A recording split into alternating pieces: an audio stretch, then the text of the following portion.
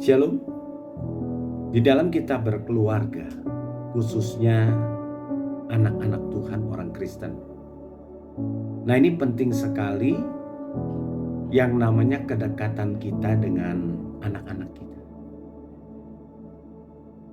Karena keluarga adalah sumber inspirasi, di mana kita kalau ada keluarga, anak, suami, istri yang dikuatkan, yang menyatu. Nah, itu ada keinginan kita untuk hidup mau maju, untuk hidup mau diberkati. Jangan pernah sia-siakan keluarga kita, terutama anak-anak kita. Ada beberapa hari yang lalu, ada pasangan muda dengan 2 orang anak yang masih kecil-kecil. Satu umur 5 tahun dan satu lagi umur 2 tahun. Istrinya seorang pelayan Tuhan yang setiap hari melayani Tuhan. Dari Senin ketemu Minggu. Kembali lagi ke Senin ketemu Minggu lagi. Tanpa ada waktu untuk anak dan tanpa ada waktu untuk suami. Suaminya seorang pekerja di kantor. Dan itu saya melihat banyak sekali hal-hal keburukan di dalam keluarganya, terutama istrinya yang meninggalkan anak-anak dan suaminya di dalam melayani Tuhan. Keluarga itu nomor 1, Bapak. Jadi dalam kehidupan kita melayani Tuhan, terutama bagi kita yang melayani di mimbar, ya, apakah pengkhotbah, WL singer, pemain musik, apapun. Jangan sia-siakan keluarga kita. Dalam kehidupan kita ada 3. Yang utama Tuhan, yang kedua keluarga, yang ketiga pelayanan. Jadi jangan dibalik, pelayanan dulu, Tuhan nomor 2, keluarga nomor 3. Nah, ini salah. Makanya hampir-hampir keluarga-keluarga Kristen pecah, diakibatkan oleh ini. Suaminya mau menggugat cerai istrinya karena setiap hari dia tidak bertemu dengan istrinya, bahkan anak-anaknya. Sedangkan anak-anaknya lebih dekat dengan asisten rumah tangga dan baby sister. Anak kita butuh kedekatan dengan orang tuanya, khususnya mamanya. Karena mereka butuh kasih sayang.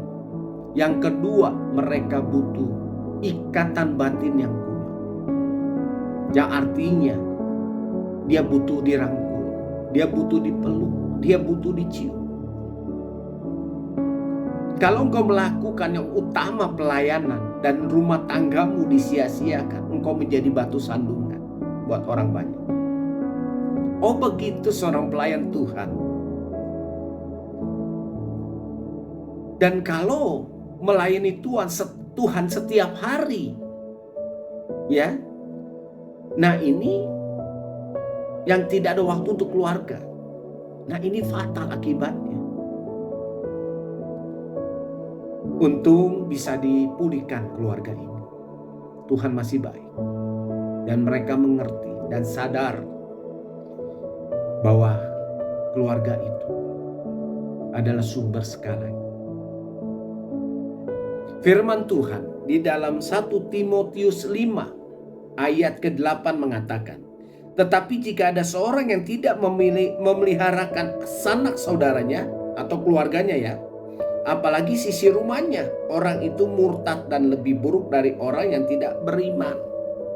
Arti kata murtad artinya gak mau mengenal Tuhan. Karena dilihat kelakuan-kelakuan seorang pelayan Tuhan.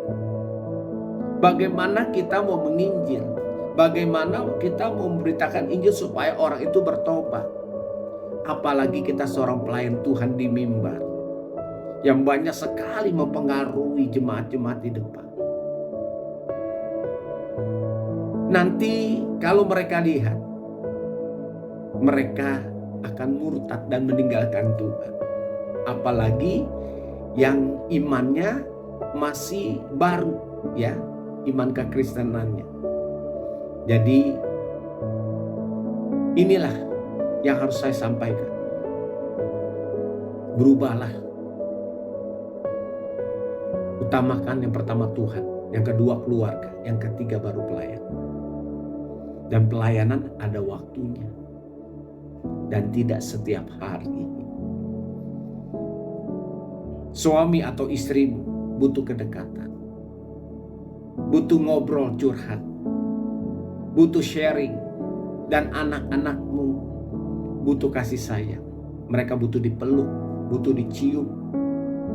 Butuh kasih antara anak dan orang tua. Makanya kita harus mengerti arti seorang pelayan Tuhan. Jangan ikut-ikutan. Ya. Kalau sudah melayani Tuhan, pulang ke rumah.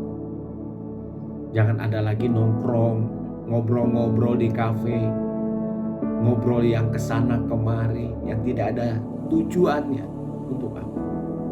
Sedangkan kau hidup tidak sendiri, tapi ada suami, ada istri, juga ada anak.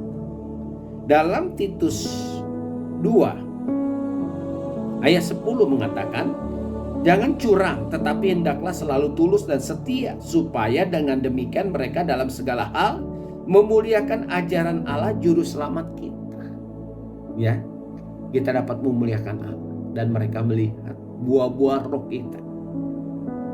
Kalau buah-buah roh kita baik, pelayanan kita baik, rumah tangga kita baik, hubungan kita baik dengan Tuhan, maka kita adalah spesial yang luar biasa.